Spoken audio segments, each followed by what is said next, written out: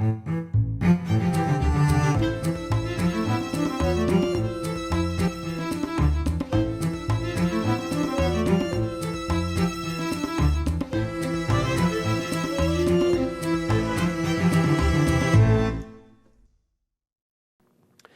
I'm Micah Halpern. Thank you for joining me today as I do some thinking out loud. Our first segment is called Background Briefing. The first thing I've been thinking about is what the 45th president needs to do in the Middle East. The newly elected United States president means new directions, new policies, new proposals for solutions in the Middle East. Will President number 45 be better or worse than previous presidents? Only time will tell. It is essential that the new President of the United States not stumble into the same traps and blind spots and commit the same blunders and mistakes that previous presidents have made. The first and most important question that needs to be asked and answered is whether the new president will choose to engage in the Middle East or to disengage. Partial engagement is not an answer. It's a recipe for total failure. This is an axiom for the Middle East, the entire Middle East, not just the Israeli-Palestinian issue. The recent history of the United States interaction has been partial engagement and a total failure. The next United States president needs to understand the history of nation building, its failures and its successes. Before trying to change a society and build nations, this president needs to understand why the policies of previous presidents and administrations failed so miserably. Recent administrations in Washington, D.C. have been banging their heads figuratively against the brick walls, trying to create mini-Americas in the Middle East without understanding the Middle East and the reasons why democracies succeed. Drafting constitutions and getting the right laws passed in these newly formed governments has not and will not work. Real emphasis should be placed in two areas. First comes teaching about democracy, understanding that democracy is less about voting and more about responsibility, accountability, respect, and equal protection under the law. Next comes building democratic institutions, using the natural biases of each society, not the natural biases of the United States of America. Identify power centers and then build institutions that play to the strengths of the already existing environment. That is what makes the transition to democracy palatable and easier.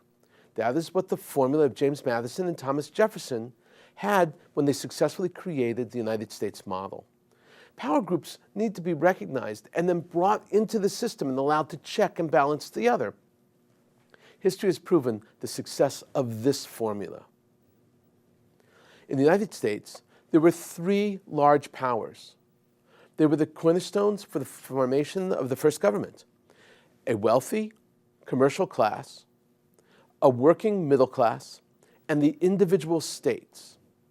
The Jeffersonian and Madisonian model was to create a Senate representing the wealthy, a House representing the working class, and powers to the states that eclipsed even the powers of the federal government.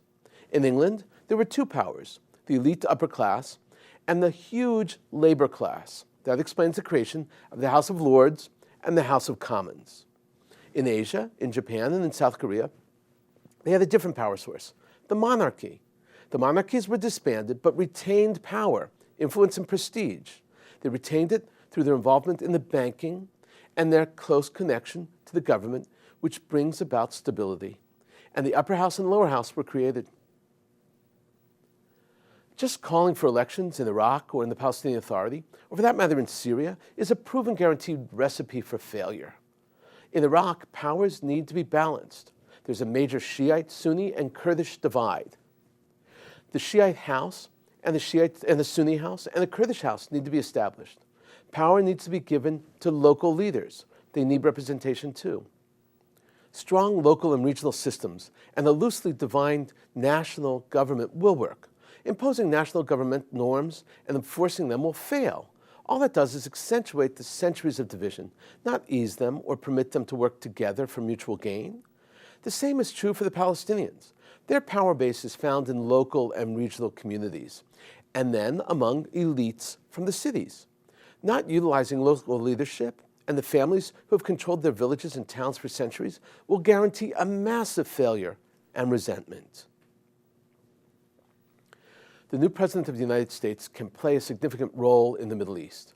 Playing that role means recognizing real power sources already in place. It means empowering those sources to be part of the balance of power and the system of checks and balances that ensure that good ideas are acted upon and bad ideas are stopped. The recent Washington administrations have been short on understanding when it comes to the Middle East. Hopefully, this president and this administration will be different. The 45th president has to make clear decisions. Indecision is not an answer. Half-hearted commitments are one of the major reasons the United States has relegated itself to virtual insignificance in the Middle East. Mention the U.S. today, and the response in the region is to taunt and tease about a power without any power, a power with no backbone. Imagine the country that once was considered the savior of the Middle East is now cast as a bad joke. When it comes to engage or disengage, engage is the answer. The 45th president needs to set realistic goals. Peace is not a goal. Tensions and hatred will not dissolve. Stimulating diverse groups to work together is what is needed. The main objective should be to enable locals to prosper economically, politically, culturally, with minimum conflict.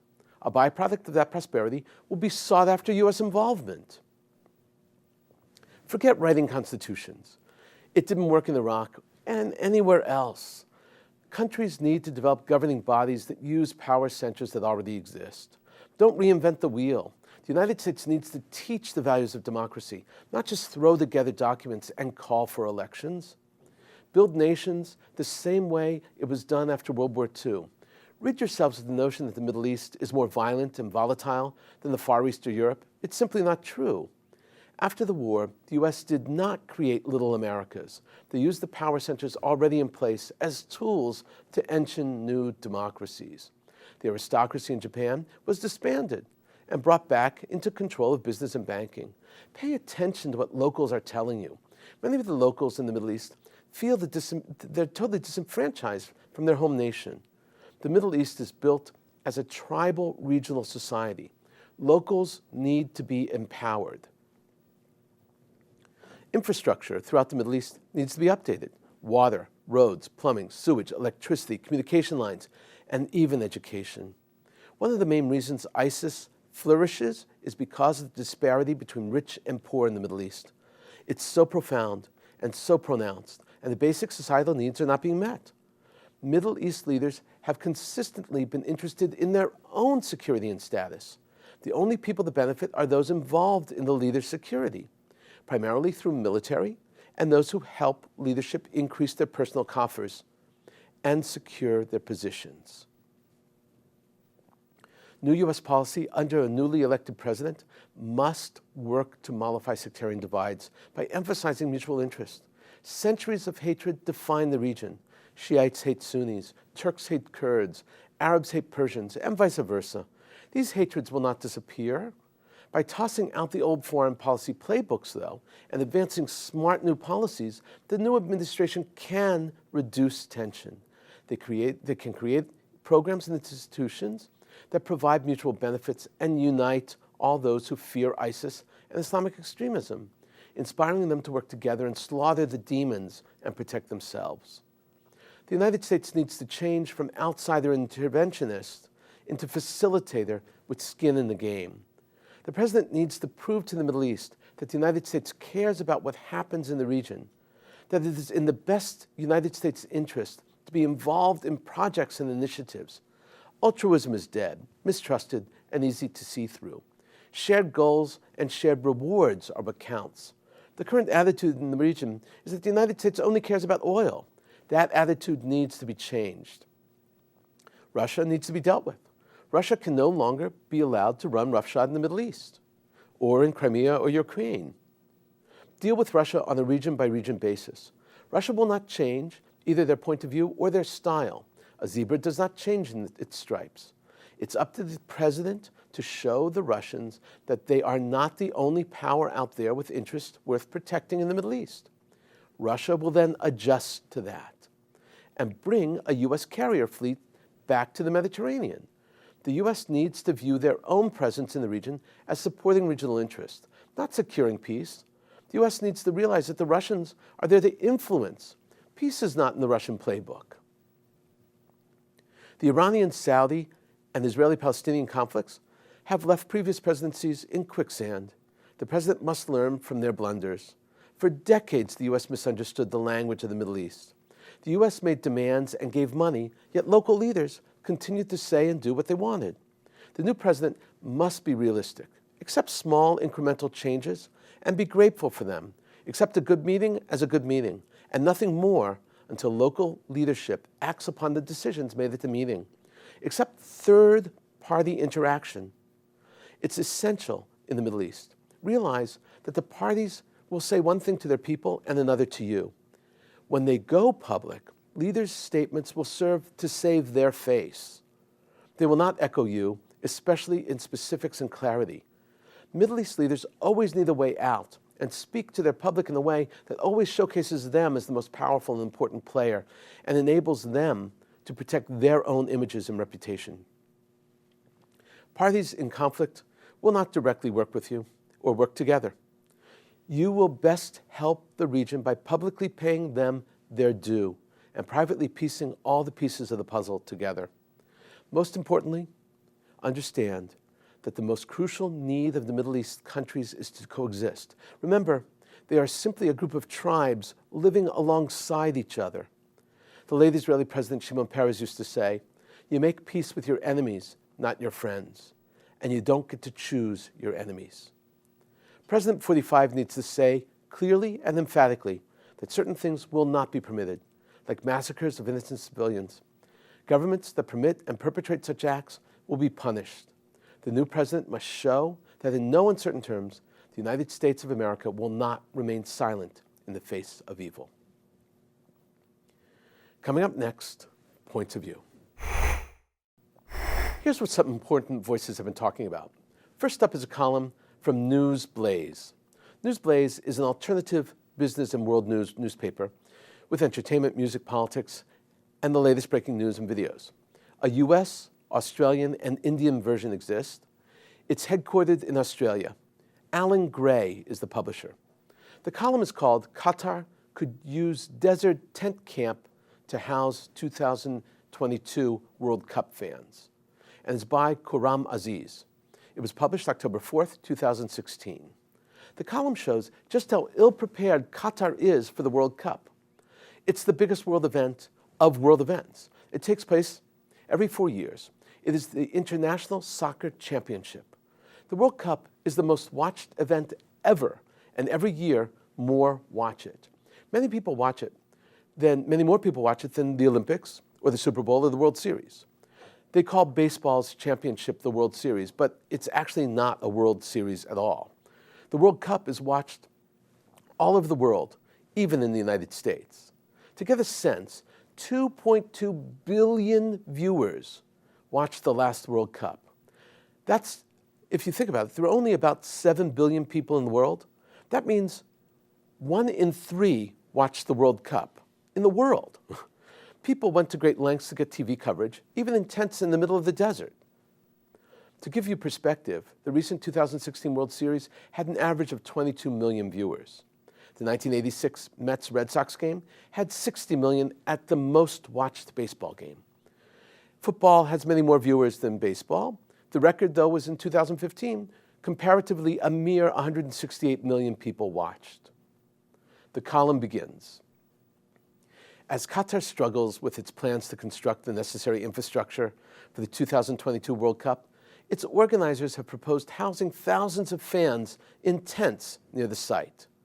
Seriously, people spend tens of thousands of dollars, even hundreds of thousands, to be there in person at the World Cup. And to live and stay in a tent? Listen to the suggestions and solutions the columnist actually records. According to the Doha News, the Supreme Committee of Delivery and Legacy has begun exploring bids for a trial project which could see 350 temporary tents and 300 permanent tents created in the traditional Arabian style. These tents would be expected to house 2,000 people. It would give the visitors an immersive cultural experience and would also be outfitted with viewing screens for the games. The plan is to have 5 of these tent cities, each with different themes, such as one about Qatar's history. These tents are far short of the number of hotel rooms needed. Even after they build the new rooms and the new tents, they're still going to need 9,000 new spaces. The column continues. But while Qatar may present these tents as a way to provide a different experience for fans, it is a further sign that the country struggles to construct the necessary accommodations needed for masses expected to attend the World Cup. Despite a massive infrastructure and building boom, Reuters reports that Qatar will only have 46,000 hotel rooms ready for the World Cup, short of the 55,000 which Qatar promised to have. That is why they are making the tent suggestions, where they can house even more visitors. The piece says that if Qatar can make 5 tent camps for family camping, which hosts 2,000 each, that will enable it to reach a goal of 55,000. In addition to the tents, Qatar has also discussed using cruise ships to provide temporary housing. Of course, there are problems with the entire plan of tents. They need to work fast and efficiently, and there are serious security risks involving the building process in general, because it depends on inexpensive foreign workers who pose the security risk itself. The column concludes, but the massive construction boom needed for so many hotels has invited controversy. Qatar currently has around 21,000 hotel rooms in total, and local residents wonder what they will do with such a massive increase in hotel capacity once the World Cup is over. Furthermore, the frantic pace of construction has prompted serious concerns about how Qatar is treating its imported foreign workers. The recent suicide of an Indian migrant is but one example of how low-paid workers can find themselves stranded and unable to leave once their visa has expired. Qatar's bid for the World Cup has faced constant scrutiny in the face of controversies such as these, but the country is determined to prepare as best as it can for the influx of soccer fans it will deal with in 6 years. The author is correct. There are serious doubts that Qatar will be either ready or safe. Second up is a column from ynetnews.com by Moshe Ya'alon. It was published on November 3rd, 2016. It's entitled Slain Prime Minister Yitzhak Rabin Recognized that War Was the Last Resort. The column was written in the memory of Yitzhak Rabin on his yahrzeit, the anniversary of his assassination in 1995. Ya'alon was a former defense minister and IDF chief of staff. He was a lieutenant general. Ya'alon is currently a distinguished senior fellow at the Institute for National Security Studies. The piece explains that the slain prime minister was a model example of leadership which takes responsibility for its actions. He did not make excuses and did not hide behind IDF officers and the fighters on the ground. This is leadership in all its greatness. Ya'alon begins by describing Rabin as foremost a great leader. Yitzhak Rabin, the man, the fighter, the commander, the statesman, is remembered first and foremost as the leader. Those who met him were impressed by his special personality, and those who followed his military and political path immediately noticed his leadership, his ability to make decisions, sometimes tough and life-risking decisions, the huge experience, the richness. Now Ya'alon shares that he knew Rabin in many stages and positions. The author is giving his credentials and personal bona fides. A non-impassioned leadership which draws its power and strength not from false talk, but from quiet, in-depth treatment, from personal and national baggage like no other, and from the knowledge that he is serving something which is bigger and more important than him and all of us. Ya'alon says that he served under Rabin in various capacities. I served under Yitzhak Rabin, the Prime Minister and Defense Minister, in several junctions, as fighter and as a commander in the IDF.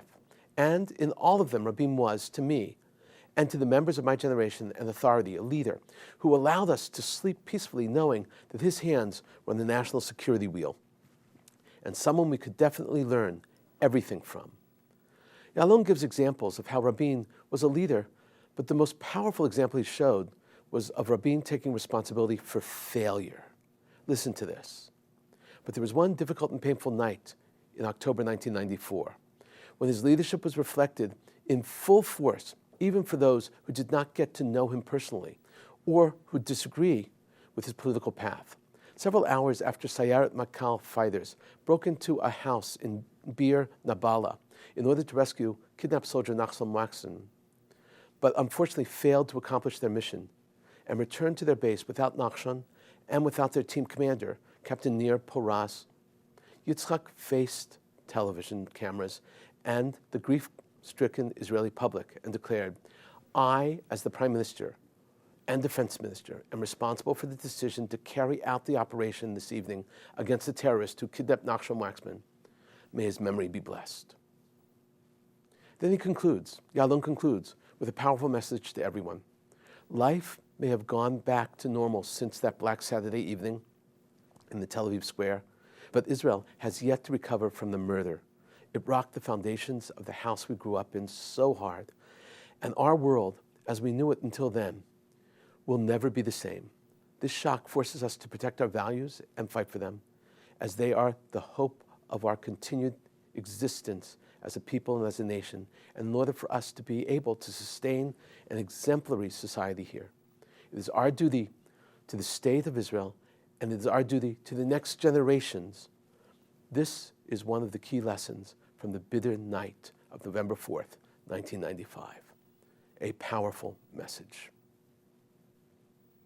Coming up, commentary through cartoons, where pictures tell the story. First up is a cartoon from Jordan. It's by a cartoonist that we've seen several times in the past. His name is Ahmed Ajaj. He's focusing on the awful conditions in Syria. The cartoon is called Bombing Schools in Syria. There is a warning red triangle, and it has bullet holes in it. In the triangle is a father and daughter running. They are in black. Behind them is another couple in red.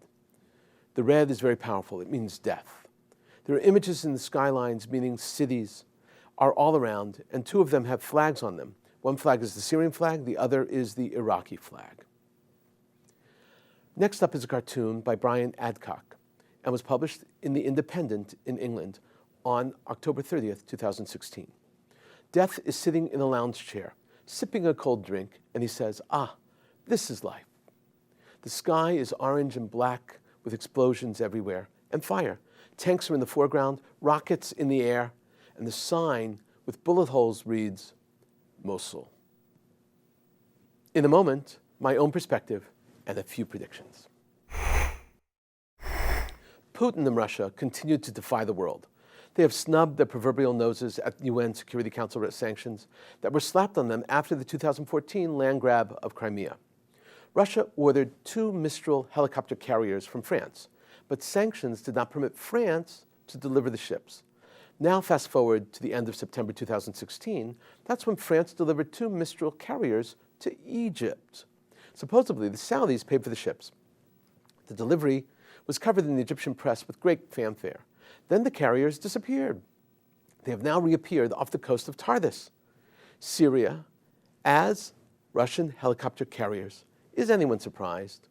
The Polish Minister of Defense uncovered the entire story and made it public by announcing it. And he said that the Egyptians sold the French ships to Russia for $1. The minister said that his intelligence was reliable. This is a blatant end around the United Nations sanctions. It completely demonstrates how the parties involved in this charade simply do not care what the UN decrees and will do whatever they can and whatever they want to advance their own goals.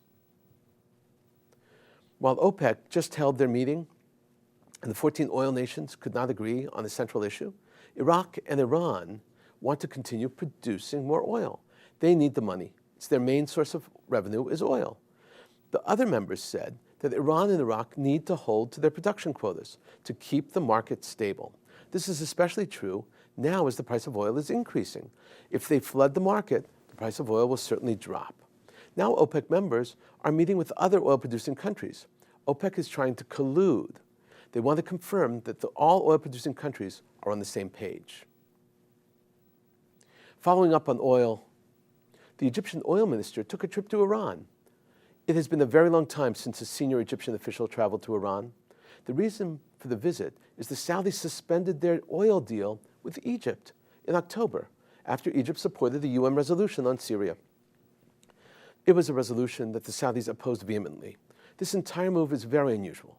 The Saudis have supported Egypt since al-Sisi took over. They have been Egypt's financial safety net. By going to Iran, a new avenue for oil is opening for Egypt. It could be a gesture of independence on Egypt's part, or it could simply be a head fake, looking one way and going the opposite. Saudi Arabia was a major Egyptian benefactor. If Egypt actually does sign a deal with Iran, it could shake up the entire balance in the Middle East. Remember when Arnold Schwarzenegger won Mr. Universe title 4 times in the under 23-year-old division? In Birmingham, England, Israeli Kobe Yifach won the same title, Mr. Universe. This is a huge feather in the cap of Israel. As Kobe said, "It's an amazing feeling to wrap myself in the Israeli flag. I came from such a small country and became the center of attention. This is unprecedented." Israel is a tiny country, not only in the world of bodybuilding, but in the world in general. This victory puts Israel on both maps. Mr. Universe is the most prestigious of all bodybuilding awards. Future competitions will tell whether Israel is a fixture in the bodybuilding community or simply a blip on the radar. We've been thinking out loud about a lot today. Now that you know what I've been thinking, let me know what you're thinking. Email me at micah@jbstv.org. Tweet me at Micah Halpern. Tell me what you think. Before we end, let me leave you with one piquante piece of information. Did you know that the word Jahrzeit means year's time? Jahr means year in German as well as in Yiddish. Zeit in German and Yiddish means time. Anniversary in English, by the way, means the same thing. Annus in Latin means year. Verse means turn. In other words, return. The year has returned to the same date that X happened, marriage, or anything else. We mentioned the Jahrzeit of Yitzhak Rabin. That assassination transformed Israel. The horrific murder of a sitting prime minister at a rally for peace where he was actually singing Shir Shalom, the song of peace. The lyrics of the song were on a piece of paper in his pocket, which were stained with his own blood. He had just sung Shir Shalom with everyone else on stage and in the rally. It was a sing-along. As he stepped off the stage and approached his car, the assassin came up from behind and shot him. The assassination was more than a shock. Rabin's death was a cataclysm. Israel was so wrenched, so torn, and the tensions and the hatred were so high between secular Jews and religious Zionist Jews, the country became so tense that it was palpable. Taxi drivers of one style refused to take passengers of the other style. President Bill Clinton, when he heard the news, held a press conference and said, "Shalom Chaver." A collection of beautiful, soulful, and deeply introspective Hebrew music was played for days on the radio. It was collected and made into a double-disc CD. That tape, that disc, became a huge bestseller. Israelis were searching for tools to help them deal with such a huge loss. There were those who spoke of civil war. It was awful. But now, over the years, a new normalcy emerged. Tensions have subsided, but at times reemerge. Thank you for thinking out loud with me, Micah Halpern. Let's think out loud again next week on JBS.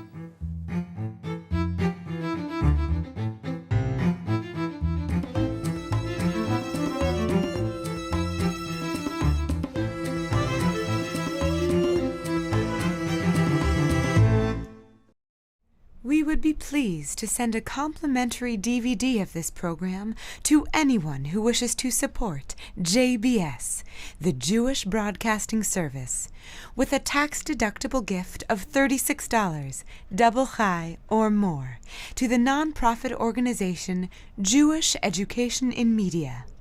Simply visit the JBS homepage and click on the Donate button to make a donation by PayPal or your credit card. And please indicate the program for which you would like a DVD. Or you can send your tax-deductible check made out to GEM, Post Office Box 180, Riverdale Station, Bronx, New York 10471. And again, please remember to indicate which program you would like to receive with our compliments. And we thank you for your kind support.